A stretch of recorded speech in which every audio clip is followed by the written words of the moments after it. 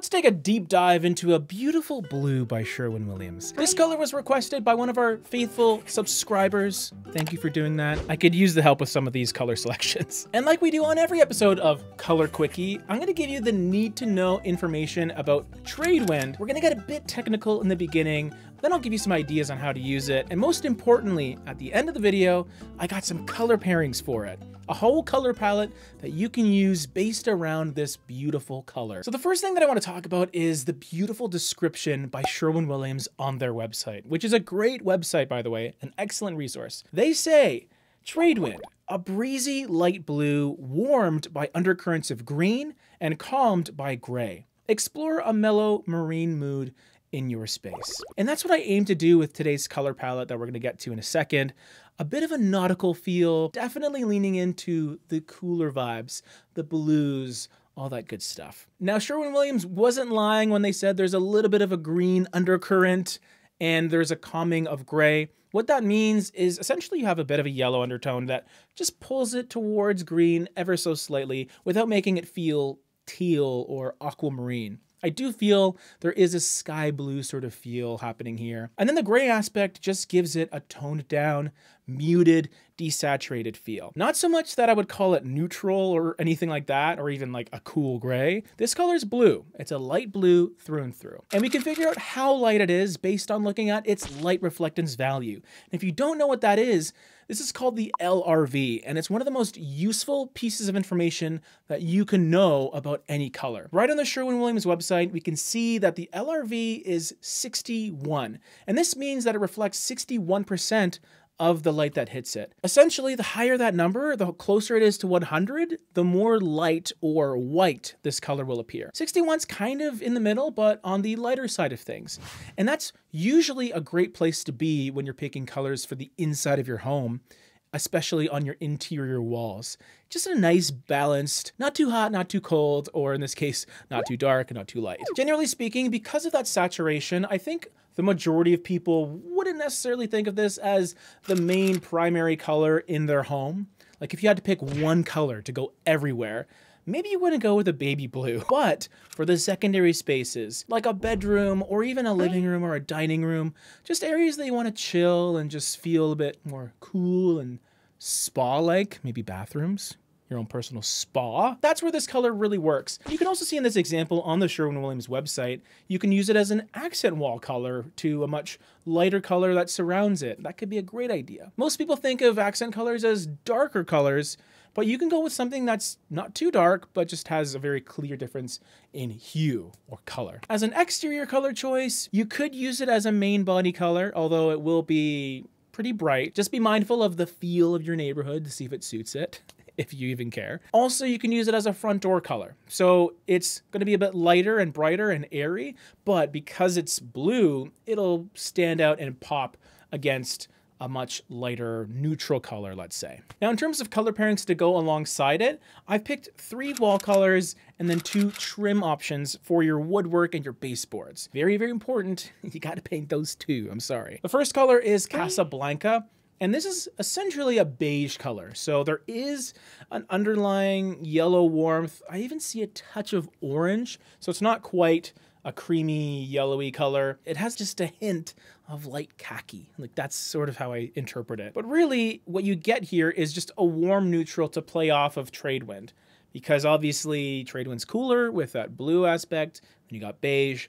That's a classic combination. Sky blue and sandy beige. It's great. LRV wise, we're looking at 76 this time. So this is a much lighter color in comparison, but not light enough that you might think you forgot to paint your wall and just left primer on there. It has something to it. It's got some depth. So this would be a great default color if you like neutrals and you didn't want something that was too daunting. I mean, this is a great choice. Beige sometimes has a bit of a stigma in the design world because it seems like the lazy choice. But I think within this palette, it's the appropriate choice because it gives you some balance and you don't need to go with the most insanely creative colors all the time. You can rely on the old faithful ones like a beige. But if you didn't want to go beige and maybe wanted something within that cool side like Tradewind, you could check out a color like Snowfall, which is a little bit darker than Casablanca. It sits at a 73 LRV, which is kind of in the middle between the other two colors.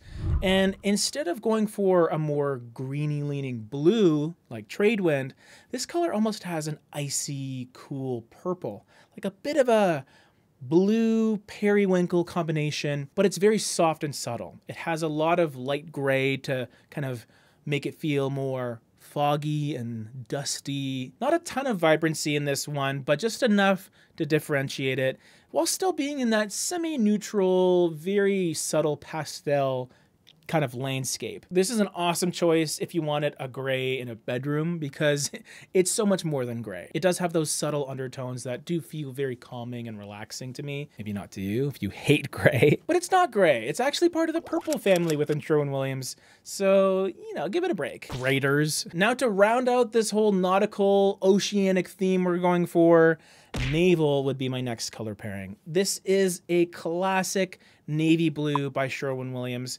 Really popular on things like kitchen cabinets. It's one of their best-selling blues as far as I know. And similarly to Tradewind, this is another blue that has just a hint of green in it. Not enough to make it green feeling, but it pulls it away from the more purple blues that exist. This one has just a little bit of yellow kind of mixed in, along with some dark gray as well, to just give it a little bit of electricity, something a bit different, makes it feel really sharp and prestigious. The LRV on this one is 4. It's one of the darkest colors in the entire catalog by Sherwin-Williams. I think black paint has maybe 2 or 3 LRV, so not far off from that. What you have here is a color that's extremely saturated, not normally used in rooms. Maybe if you want like a really cool, moody, dramatic office or bedroom or powder room. Typically, I do see it in more accent fashion on a singular wall or maybe on furniture or cabinets, vanity, things of that nature. Now, what about trim colors? What if you got to paint your woodwork and your baseboards and things like that?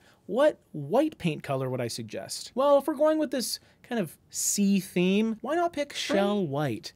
This is a color that has just a hint of warmth, enough to make it feel pleasant and happy and cheerful, kind of like a very white sandy beach. Although not the brightest white, it has an 83 LRV compared to like 90, 92, 93 whites. This one has enough brightness where it'll definitely pop off the other colors, even the lighter ones in the palette. And for the dark trim color, I stuck with the blue theme with this one. This color doesn't have nearly as much of that green undertone as the other blues.